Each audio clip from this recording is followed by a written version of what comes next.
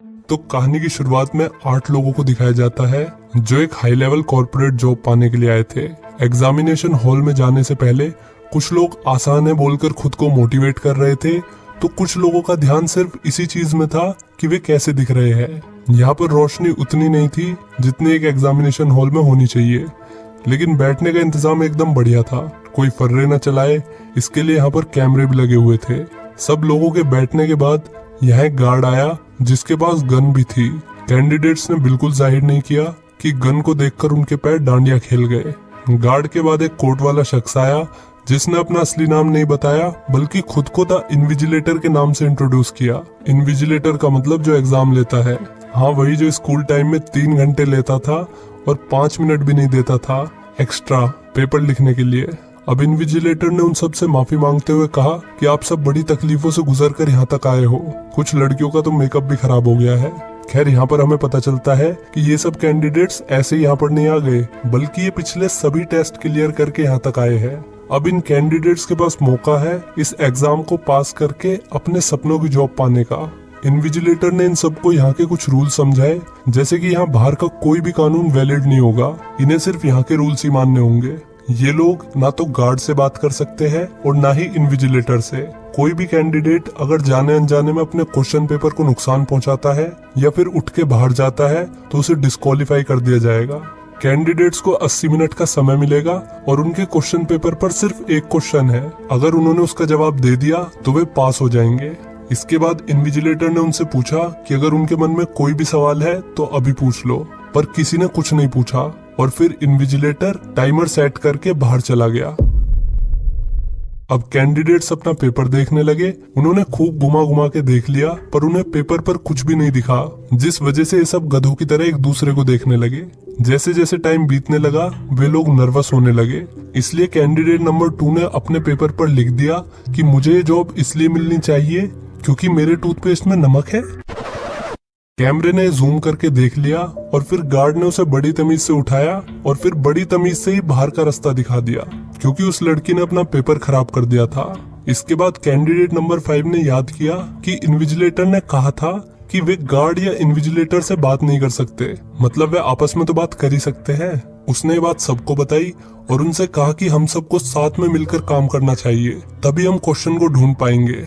वे सब लोग कुछ न कुछ सुझाव देने लगे, लेकिन कैंडिडेट नंबर 1 कुछ नहीं बोला। क्या पता गुटखा खा रहा हो।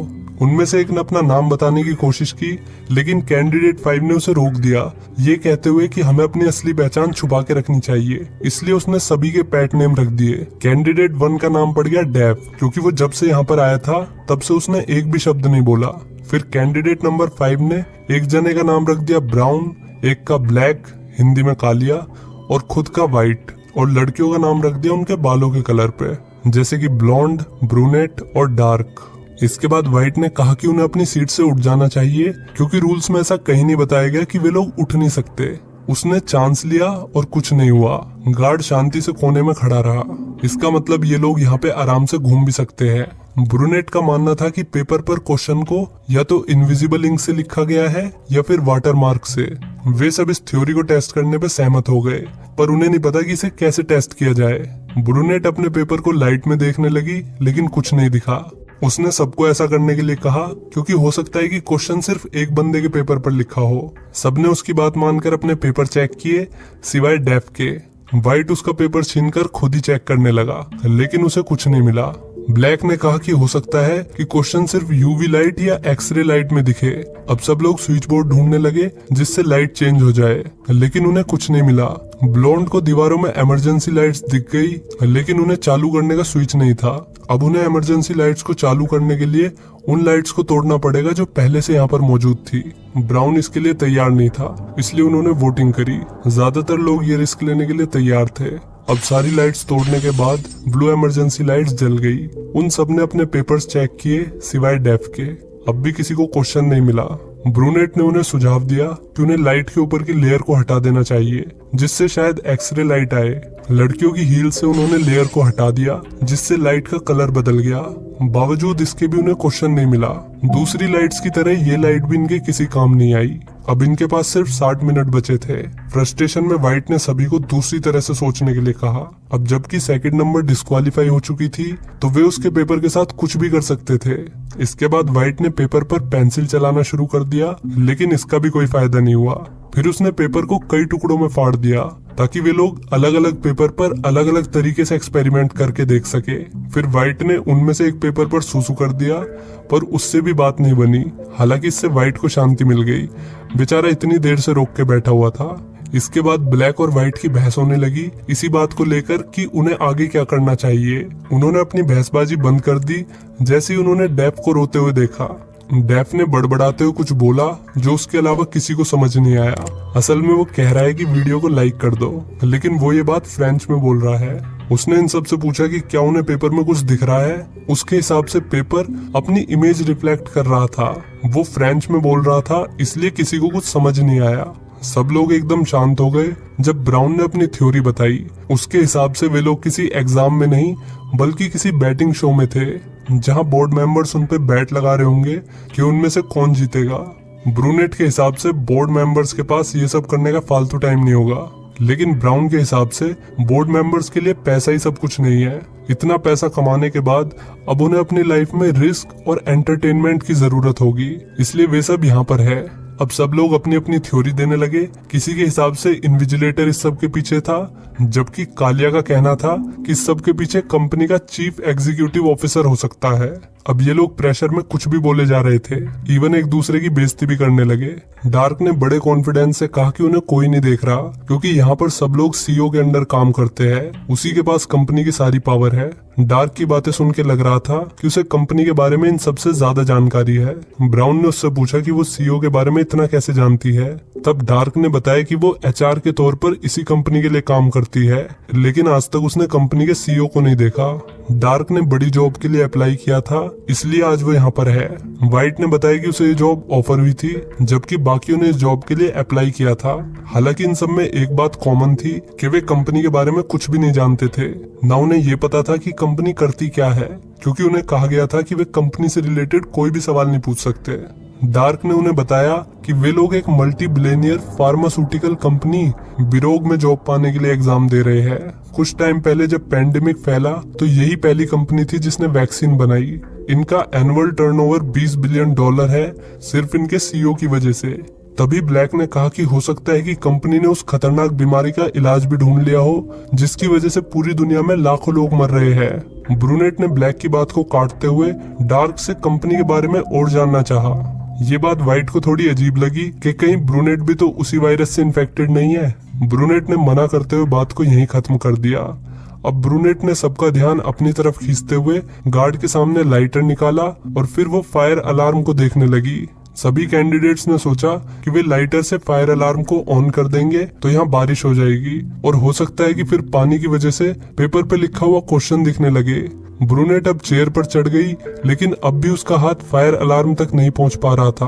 व्हाइट ने उसकी मदद करते हुए उसे एक पेपर फोल्ड करके दे दिया, जिसे ब्रूनेट ने जला दिया और फिर फायर अलार्म चालू हो गया। लेकिन पानी से भी पेपर पर कुछ नहीं दिखा। अचानक गार्ड इन लोगों की तरफ बढ़ने लगा। ब्रूनेट ने वो जला हुआ पेपर खोल के देखा तो वो उसी का निकला। व्हाइट ने उसे धोखा दिया था ताकि कंपटीशन कम हो सके। गार्ड ने ब्रूनेट को धक्के मार के बाहर निकाल दिया। इसके बाद ब्लैक ने व्हाइट पे गुस्सा करते हुए लाइट्स आउट बोल दिया, जिससे सभी लाइट्स बंद हो गई। इससे ग्रुप को पता चल गया कि लाइट्स वॉइस एक्टिवेशन से कंट्रोल होती है। इसके बाद डीफ रोने लगा। व्हाइट ने उसे और परेशान किया और फिर डीफ को जबरदस्ती उसी का पेपर खिला दिया, जिसके बाद गार्ड ने डीफ को भी निकाल दिया। अब 8 में से सिर्फ 5 कैंडिडेट बचे थे। ब्लैक व्हाइट पे भड़का हुआ था, लेकिन व्हाइट का कहना था कि उन सबको उसे थैंक यू बोलना चाहिए, क्योंकि उसी की वजह से कंपटीशन कम हुआ था। उसके हिसाब से उसे ये भी पता था कि क्वेश्चन क्या है, लेकिन उसने बाकियों को बताने से मना कर दिया। गुस्से में ब्लैक ने उसमें घूसा धर दिया और फिर ग्रुप ने उसे सीट से बांध के उसका मुंह बंद कर दिया। थोड़ी देर बाद व्हाइट को होश आ गया, इसलिए डार्क ने उसकी पट्टी हटा दी। व्हाइट ने बताया कि उसे पिल्स लेनी होगी, नहीं तो वो मर जाएगा। दरअसल वाइट वायरस से इन्फेक्टेड था और उसे जिंदा रहने के लिए एक पिल लेनी पड़ती थी। ब्लैक को उस पर विश्वास नहीं था, फिर भी उसने पिल को ढूंढने की कोशिश करी, मगर उसके हाथ कुछ नहीं लगा। वाइट के हिसाब से उनमें से किसी ने उसकी पिल चुरा ली थी। अब वाइट ने कहा कि अगर वो उसकी पिल दे देंगे तो वो बता देगा कि क्वेश्चन क्या है। जल्दी वो बेहोश हो गया। कुछ लोगों को लग रहा था कि वाइट नाटक कर रहा है, लेकिन ब्लैक ने उसे ध्यान से देखा तो वो समझ गया कि ये सही में वायरस से इन्फेक्टेड है। वे लोग रूम में उसकी पिल ढूंढने लगे। अब इनके पास सिर्फ 15 मिनट बची थी। डार्क को ब्राउन पर शक था और उसका शक एकदम सही निकला। ब्राउन ने वो पिल अपने टेबल के नीचे छुपा रखी थी। उसने वो पिल वाइट को खिलाने की कोशिश की, मगर ब्राउन ने ऐसा होने से पहले ही पिल को वेंट में फेंक दिया। ये देखते ही डार्क पैनिक हो गई और वो कैमरे में देखकर इन्विजिलेटर से मदद मांगने लगी। मदद तो आई नहीं, पर गार्ड ने उसे जरूर बाहर भेज दिया। इसके बाद ब्लॉन्ड ने अपनी चिमटी से पिल को बाहर निकालकर वाइट की जान बचा ली। ये करते हुए उसने वाइट के हाथ भी खोल दिए। उसके होश में आने के बाद सब लोग उससे आंसर के बारे में पूछने लगे, जिसे बताने का उसने वादा किया था। वाइट ने बताया कि वे लोग ही आंसर है। वे जब से यहाँ पर आए हैं तब से ही क्वेश्चन को ढूंढ रहे हैं, लेकिन वाइट के हिसाब से ना तो कोई क्वेश्चन है और ना ही उसका आंसर, बल्कि यहाँ आखिर तक जो बचेगा वही आंसर है। अगले ही पल वो बंदूक लेने के लिए गार्ड की तरफ भागा, लेकिन ब्लैक ने उसे सही टाइम पर रोककर खुद बंदूक ले ली। हालांकि ब्लैक ने वादा किया कि वो किसी को शूट नहीं करेगा। उसी वक्त वाइट ने उस पर हमला करके गन छीन ली। हालांकि उस गन को चलाने के लिए गार्ड के फिंगरप्रिंट चाहिए थे, इसलिए वाइट गार्ड के पास गया और उसके हाथ का इस्तेमाल करते हुए बाकियों पर निशाना लगाने लगा। उसने सबको धमकाते हुए वहां से जाने के लिए बोला, नहीं तो वो एक एक करके सबको शूट कर देगा। ब्राउन अपनी जान बचाने के लिए चुपचाप बाहर चला गया। ब्लॉन्ड भी बाहर जाने लगी, पर बाहर जाते जाते उसने लाइट्स आउट बोल दिया, जिससे रूम में पूरी तरह से अंधेरा हो गया। अंधेरा होने की वजह से वाइट पैनिक हो गया और रैंडमली शूट करने लगा। जब लाइट वापस आई तो उन्होंने देखा कि ब्लैक जमीन पे पड़ा हुआ है और उसे गोली भी लगी है। वाइट ने इधर उधर देखा तो उसे दिखा कि ब्लॉन्ड का एक पैर अभी भी रूम में ही है। वो उसे शूट करने वाला था, लेकिन एग्जाम का टाइम ओवर हो चुका था। अब वाइट ने कैमरे में देखकर इन्विजिलेटर से कहा कि वो जीत गया है। तभी गार्ड हरकत में आ गया। उसने वाइट को अपनी घड़ी दिखाई, जिसमें अभी भी 20 सेकंड बचे हुए थे। इसका मतलब इन्विजिलेटर से बात करने की वजह से वाइट भी डिस्क्वालीफाई हो गया। यहाँ पर हमें पता चलता है कि डीप ने टाइमर को चेंज कर दिया था जब बाकी लोग दूसरी चीजों में बिजी थे। अब एग्जामिनेशन हॉल में सिर्फ ब्लॉन्ड बची थी। उसने डीप का चश्मा उठाया और उसकी मदद से पेपर को देखा। पेपर पर सिर्फ क्वेश्चन 1 लिखा हुआ था। तभी वहाँ डीप आ गया। उसने बताया कि वो ही इस कंपनी का चीफ एग्जीक्यूटिव ऑफिसर है। उसने टेस्ट में हिस्सा इसलिए लिया था ताकि वो सब पे नजर रख सके। अब यहाँ पर इन्विजिलेटर भी आ गया। यहाँ पर हमें पता चलता है कि इन्विजिलेटर ने जो टेस्ट शुरू होने से पहले पूछा था कि क्या तुम लोगों का कोई सवाल है, इन लोगों को सिर्फ उसका जवाब देना था। ये पूरा टेस्ट सिर्फ कैंडिडेट्स की इंटेलिजेंस को परखने के लिए बनाया गया था। ब्लॉन्ड ने टेस्ट पास कर लिया था, इसलिए सीईओ ने उसे अपनी पर्सनल सेक्रेटरी की जॉब ऑफर करी, मगर ब्लॉन्ड ने मना कर दिया। वो ऐसी कंपनी के लिए काम नहीं करना चाहती थी जहाँ पर लोगों को मारा जाता हो। यहाँ पर हमें पता चलता है कि ब्लैक बिल्कुल ठीक है। उसे बुलेट से नहीं बल्कि एक कैप्सूल से हिट किया गया था।